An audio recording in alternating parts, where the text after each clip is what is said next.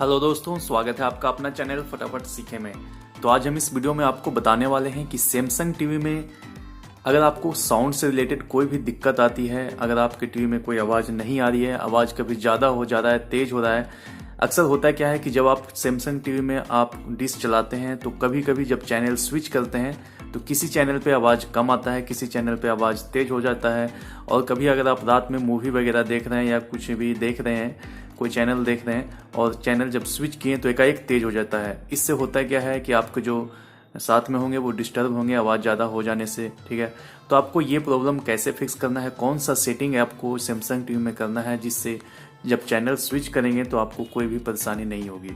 तो सबसे पहले आपको क्या करना है, चले जाना है सेटिंग में। तो हम यहाँ पे चलिए सेटिंग में चले जाते हैं। उसके बाद यहाँ पे चले जाना है आपको साउंड में और यहाँ पे एक एक्सपर्ट सेटिंग का ऑप्शन दिखेगा। ये देखिए एक्सपर्ट सेटिंग का ऑप्शन दिख रहा है हमें, उस पर आपको जाके ओके कर देना है। उस पर जैसे आप करते हैं यहाँ पे देखिए एक ऑप्शन आता है ऑटो वॉल्यूम।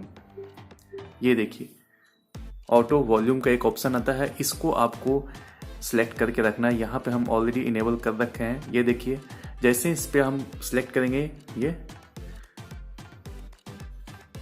ये देखिए इनेबल हो गया।